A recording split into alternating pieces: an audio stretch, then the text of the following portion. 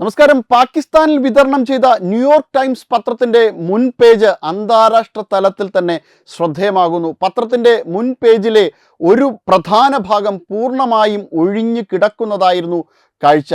പശ്ചിമേഷ്യയിലെ യുദ്ധ സാഹചര്യങ്ങൾക്കിടയിൽ പാകിസ്ഥാനിലെ ഷിയ മുസ്ലിങ്ങൾക്കുള്ള പ്രതിഷേധത്തെക്കുറിച്ച് ന്യൂയോർക്ക് ടൈംസ് പ്രസിദ്ധീകരിച്ച ലേഖനമാണ് പാകിസ്ഥാൻ അധികൃതർ സെൻസർ ചെയ്തത്. പാകിസ്ഥാനിൽ ഈ ലേഖനം പ്രസിദ്ധീകരിക്കുന്നത് തടഞ്ഞതിനെ തുടർന്നാണ് പത്രത്തിൻ്റെ മുൻ പേജിൽ ആ ഭാഗം ഒഴിഞ്ഞു കിടക്കുന്നത്. അച്ചടി വേളയിൽ പ്രസാധകർ ഈ ഭാഗം ഒഴിവാക്കുകയായിരുന്നു. വിഷയത്തിൽ ന്യൂയോർക്ക് ടൈംസിന് പങ്കില്ലെന്ന് വ്യക്തമാക്കുന്നതിനായി ആ ഒഴിഞ്ഞ സ്ഥലത്ത് ഒരു ചെറിയ കുറിപ്പും ഉൾപ്പെടുത്തിയിട്ടുണ്ട്. പാകിസ്ഥാനിലെ ഞങ്ങളുടെ പ്രസാധക സഖ്യമാണ് അച്ചടിക്കായി ഈ ലേഖനം നീക്കം ചെയ്തത് എന്നാണ് അതിൽ രേഖപ്പെടുത്തിയിരിക്കുന്നത്. ഇത്തരത്തിലാണ് ഷിയ മുസ്ലിങ്ങളെ അവിടെ നേരിട്ട് കൊണ്ട് ഇരിക്കുന്നത്. എന്തായാലും അവരുടെ പ്രതിഷേധം അലയടിക്കുകയാണ്. പാകിസ്ഥാനിൽ ഇപ്പോൾ തന്നെ ഭീകരവാദം 42% വർദ്ധിച്ചിട്ടുണ്ട്. തെഹ്രീക്ക് താലിബാൻ പോലുള്ള സംഘടനകൾ, ബലൂജ് ആർമി തുടങ്ങിയ ഭീകരവാദ പ്രസ്ഥാനങ്ങളുടെ എല്ലാം ആക്രമണം നിരന്തരമെന്നോണം പാകിസ്ഥാനിൽ നടന്നുകൊണ്ടിരിക്കുകയാണ്. ഈ അടുത്ത സമയത്താണ് ഭീകരവാദ പ്രസ്ഥാനങ്ങൾ പരസ്പരം അങ്ങോട്ടും ഇങ്ങോട്ടും ഏറ്റുമുട്ടുന്ന ഒരു സാഹചര്യം പോലും പാകിസ്ഥാനിൽ ഉണ്ടായത്. കാരണം പാകിസ്ഥാനിലെ ഭരണസിരാ കേന്ദ്രങ്ങൾ എന്ന് പറയുന്നത് ഇത്തരത്തിലുള്ള ഐസൊലേറ്റഡ് ആയിട്ടുള്ള ഭീകരവാദ പ്രസ്ഥാനങ്ങളാണ്. അവരെ പിണക്കിക്കൊണ്ട് ഷെഹബാസ് ഷെരീഫിനോ അതോടൊപ്പം തന്നെ അസീം മുനീറിനോ മുന്നോട്ട് പോകുവാൻ കഴിയില്ല. അസീം മുനീർ ഇവരാരെയും പിണക്കുവാൻ ഉദ്ദേശിക്കുന്നില്ല. അസീം മുനീർ തന്നെ ലക്ഷണമൊത്ത രീതിയിൽ ഭീകരവാദികളെ സഹായിക്കുന്ന ഒരു സൈനിക മേധാവിയാണ്, ഒരു ഫീൽഡ് മാർഷലാണ് അസീം മുനീർ എന്ന് പറയുന്നത്. അതുകൊണ്ടൊക്കെ തന്നെ ഭീകരവാദ പ്രസ്ഥാനങ്ങളെ സൈന്യത്തിനകത്ത് കൊണ്ടുവന്ന് സൈന്യം തന്നെ അവരെ പരിശീലിപ്പിക്കുന്ന ഒരു കാര്യം തന്നെ നമുക്ക് പാകിസ്ഥാനിൽ കാണുവാനായിട്ട് സാധിക്കും. അതോടൊപ്പം തന്നെ പാകിസ്ഥാനിൽ നടക്കുന്ന പ്രധാനപ്പെട്ട മറ്റൊരു പ്രത്യേകത എന്ന് പറയുന്നത് ഈ ഭീകരവാദികളായിട്ടുള്ള ആൾക്കാരെ, ഭീകരവാദി നേതാക്കന്മാർക്ക് അവിടെ ദൈവതുല്യമായ സ്ഥാനമാണ് ലഭിക്കുന്നത്. പലപ്പോഴും പാകിസ്ഥാനിലെ സൈനിക മേധാവികൾ അല്ലെങ്കിൽ വിവിധ സൈനിക മേധാവികൾ മരിക്കുമ്പോഴോ അല്ലെന്നുണ്ടെങ്കിൽ പാകിസ്ഥാനിലെ സൈന്യത്തിൽപ്പെട്ട പ്രധാനപ്പെട്ട ഉദ്യോഗസ്ഥർ മരിക്കുമ്പോഴോ ഒക്കെ ഈ ഭീകരവാദികളെ കൊണ്ടുവന്നാണ് അന്ത്യകർമ്മങ്ങൾ പോലും പാകിസ്ഥാനിൽ ചെയ്യുന്നത്. ഇത് എല്ലാവർക്കും തന്നെ കാണാൻ പറ്റുന്ന രീതിയിലുള്ള ഒരു കാഴ്ചയാണ്. ഒരു നിത്യസംഭവം എന്നോണം പാകിസ്ഥാനിൽ നടക്കുന്നൊരു കാര്യം. നിത്യസംഭവം എന്നോണം എന്ന് പറയുമ്പോൾ പാകിസ്ഥാനിലെ ആർമി നിരന്തരം മരിക്കുന്നു എന്നല്ല, ഇവർ മരണപ്പെടുമ്പോഴത്തേക്കും നിത്യമായിട്ടുള്ള ഒരു സംഭവമാണ് ഇത്. വളരെ സ്വാഭാവികമായിട്ട് പാകിസ്ഥാനിൽ ഈ കാര്യം നടക്കുന്ന ഒരു കാര്യമാണ്. അതായത് നിരന്തരമായിട്ട് ആർമിയിലെ ഉദ്യോഗസ്ഥർ മരിക്കുമ്പോൾ ഇവരുടെ പ്രാർത്ഥനാ കർമ്മങ്ങളും മറ്റു കാര്യങ്ങളുമൊക്കെ നിർവഹിക്കുന്നത് ഈ ഭീകരവാദികളാണ്. അത്തരത്തിൽ ഭീകരവാദികൾക്ക് ദൈവതുല്യമായിട്ടുള്ള ഒരു സ്ഥാനമാണ് പാകിസ്ഥാനിലുള്ളത്. അങ്ങനെ ഈ പാകിസ്ഥാൻ ഈ ഇസ്ലാമിക് ഉമ്മത്ത് ഉപയോഗിച്ചുകൊണ്ട് പാകിസ്ഥാൻ നടത്തുന്ന ഇത്തരം നീക്കങ്ങൾ പാകിസ്ഥാനിൽ ന്യൂട്രലായിട്ടുള്ള ഒരു ജനതയെ ഇല്ല എന്നുള്ള കാര്യമാണ്. അതായത് ഭീകരവാദികളെ പിന്തുണയ്ക്കുന്ന ആൾക്കാർ അല്ലെങ്കിൽ ഭീകരവാദികളെ പിന്തുണയ്ക്കാത്ത ഒരു ചെറിയ വിഭാഗമുണ്ട്. അവർ ഇതിൽ നിന്ന് പൂർണ്ണമായിട്ടും, അതായത് ഒരുപക്ഷേ ഈ ഇസ്ലാമിനെ തന്നെ പൂർണ്ണമായും വെറുത്തുകൊണ്ട് അവർ മാറി നിൽക്കുന്ന ഒരു കാര്യമാണ്. അല്ലാതെ ഒരാളും ഈ ഭീകരവാദികളെ എതിർക്കുന്നില്ല എന്നുള്ളതാണ് പാകിസ്ഥാനിലെ ഒരു പ്രത്യേകത. പാകിസ്ഥാൻ ഒരു ഭീകരവാദ രാഷ്ട്രമായി മാറുന്നതും അതൊക്കെ കൊണ്ട് തന്നെയാണ്. അതായത് 90% ആൾക്കാരും ഈ ഭീകരവാദികളെ പിന്തുണയ്ക്കുന്ന ആൾക്കാരാണ്. അത്തരം ഭീകരവാദികൾക്ക് വേണ്ടിയിട്ടാണ്, അത്തരം പാകിസ്ഥാനികൾക്ക് വേണ്ടിയിട്ടാണ് ഇവിടെ നിന്ന് കീജയ് വിളിക്കുന്നത്. മറ്റ് ആൾക്കാർ നോക്കുമ്പോൾ പല ആൾക്കാർക്കും സ്നേഹമൊക്കെയാണ്, പ്രത്യക്ഷത്തിൽ ഒരു പ്രശ്നവുമില്ല. പക്ഷേ അവസരം വരുന്ന സമയത്ത് ഭീകരവാദികൾക്ക് അവർ ശക്തമായ രീതിയിലുള്ള പിന്തുണ കൊടുക്കുന്നു എന്നുള്ളതാണ് ഇവരുടെ ഏറ്റവും വലിയ പരാജയം. ഭീകരവാദികളെ ഇവർ ന്യായീകരിക്കുവാൻ വേണ്ടിയിട്ട് ശ്രമിക്കുന്നു. കാരണം അത് മതപരമായിട്ടുള്ള ഒരു ആവശ്യം പോലെയാണ് ഇവർ പരിഗണിക്കുന്നത്. അതായത് സ്വന്തം മതത്തിന് വേണ്ടിയിട്ടാണ് ഇവർ യുദ്ധം ചെയ്യുന്നതെന്ന് പലപ്പോഴും പരിഗണിക്കുമ്പോഴാണ് ഇവരെ എതിർക്കുവാൻ പറ്റാത്തത്.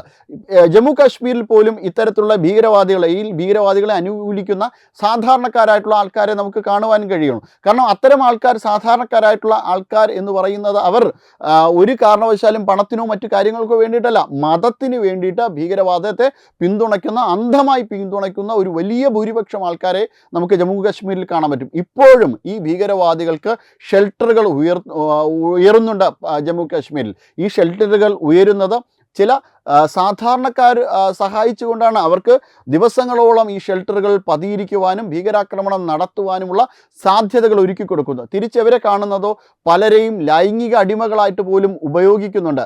നമുക്ക് ശ്രദ്ധിച്ചു നോക്കിയാൽ മനസ്സിലാകും. ഈ അടുത്ത സമയത്ത് തന്നെ വാർത്താ കേന്ദ്രങ്ങൾ റിപ്പോർട്ട് ചെയ്താണ് വിവരങ്ങൾ ജനങ്ങൾക്ക് മുന്നേ നമ്മൾ തന്നെ തുറന്നു വച്ചിട്ടുണ്ടായി. തത്തുമൈ ന്യൂസ് തന്നെ പുറത്തുവിട്ടിട്ടുണ്ടായിരുന്നു.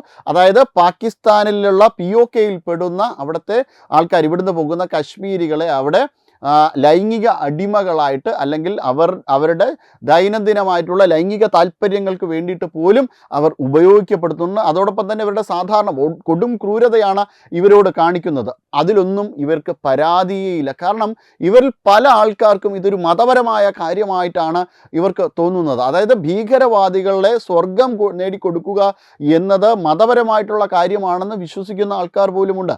ഇത് ഒരു കാരണവശാലും ഈ ബോധത്തെ നമുക്ക് അംഗീകരിക്കാൻ കഴിയില്ല. ഇവർക്ക് മതിയായ ചികിത്സ, അതായത് ഇവർ ഏതെങ്കിലും തരത്തിൽ തെറ്റിദ്ധരിക്കപ്പെടുന്ന ആൾക്കാരാണെങ്കിൽ ഇവർക്ക് മതിയായ ചികിത്സകൾ ഇവിടെ ജീവിക്കുന്ന ആൾക്കാർക്ക് തന്നെ കൊടുക്കണം. അതോടൊപ്പം തന്നെ ഈ POK കേന്ദ്രീകരിച്ചുകൊണ്ട് ശക്തമായ ഒരു ആക്രമണം തന്നെ, അതായത് എന്തായാലും ഈ ഭാഗത്തെ കേന്ദ്രീകരിച്ചുകൊണ്ട് ആക്രമണം നടത്തുമെന്നും POK ഉടൻ തന്നെ ഇന്ത്യയുടെ ഭാഗമാകും എന്ന NDA സർക്കാർ അധികാരത്തിൽ കയറിയപ്പോൾ തന്നെ പറഞ്ഞിട്ടുണ്ടായിരുന്നു. തീർച്ചയായിട്ടും POK ഭാരതത്തിൻ്റെ ഭാഗമാകുക തന്നെ ചെയ്യും. കാരണം അത് POK രക്ഷിക്കുന്നത് കൂടിയാണ്.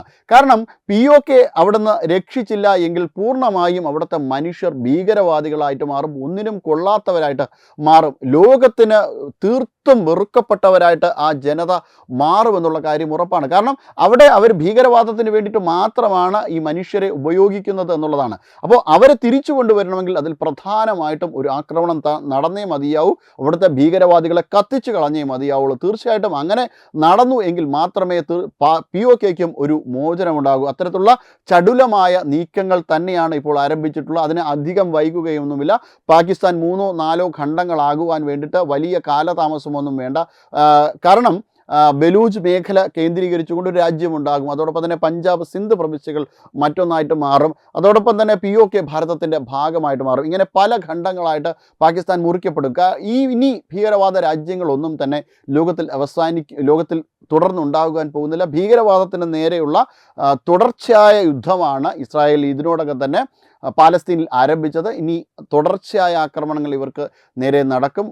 ആഗോള ഭീകരവാദം ഒരു 1-2 വർഷത്തിനുള്ളിൽ തന്നെ അമർച്ച ചെയ്യപ്പെടും എന്നുള്ള കാര്യം ഉറപ്പാണ്. അതിനു വേണ്ടിയിട്ടുള്ള അന്താരാഷ്ട്ര സഖ്യങ്ങൾ രൂപപ്പെട്ടു കഴിഞ്ഞു. വളരെ രഹസ്യമായ തലത്തിൽ തന്നെ ഇത് രൂപപ്പെട്ടിട്ടുണ്ട് എന്നുള്ളതാണ് ഇപ്പോൾ നമുക്ക് ലഭ്യമാകുന്ന വസ്തുത. അത്തരം അന്താരാഷ്ട്ര സഖ്യങ്ങളിലൂടെ ഈ ഭീകരവാദം ഓരോ രാജ്യങ്ങളിലാകട്ടെ, പാകിസ്ഥാൻ ആയിക്കോട്ടെ, അഫ്ഗാനിസ്ഥാൻ ആയിക്കോട്ടെ, അതല്ല സിറിയ ആയിക്കോട്ടെ, ഇറാൻ ആയിക്കോട്ടെ, ഇറാഖ് ആയിക്കോട്ടെ, ഇങ്ങനെയുള്ള ഏതൊക്കെ രാജ്യങ്ങളിൽ ഭീകരവാദം പിടിമുറുക്കിയിട്ടുണ്ടോ ഓരോ ഭീകരവാദികളെയും കണ്ടുപിടിച്ച് അവരെ നശിപ്പിക്കുക തന്നെ ചെയ്യും. കാരണം അത്തരത്തിലൊരു ജനാധിപത്യ ബോധത്തിലേക്ക് ആൾക്കാരെ കൊണ്ടുവരുവാനുള്ള ഒരു ശ്രമം തന്നെയാണ് ഇപ്പോൾ നടക്കുന്നത്. നൈജീരിയയിൽ, ആഫ്രിക്ക പോലുള്ള രാജ്യങ്ങൾക്കകത്തുള്ള ഭീകരവാദ സംഘടനകളായിക്കോട്ടെ. കാരണം ഇനിയും ക്ഷമിക്കുവാനായിട്ട് ലോകത്തിന് കഴിയില്ല. ഇനിയും ഇവരെ താങ്ങിക്കൊണ്ട് നടക്കുവാനായിട്ട് ലോകത്തിന് കഴിയില്ല. ലോകത്തെ ബാധിച്ചിരിക്കുന്ന ക്യാൻസർ തന്നെയാണ് ഇവർ. എന്തായാലും ഭാരതം ഉൾപ്പെടെയുള്ള രാജ്യങ്ങൾ, ഭാരതം അതിൻ്റെ നെടുനായകത്വത്തിലാണ്.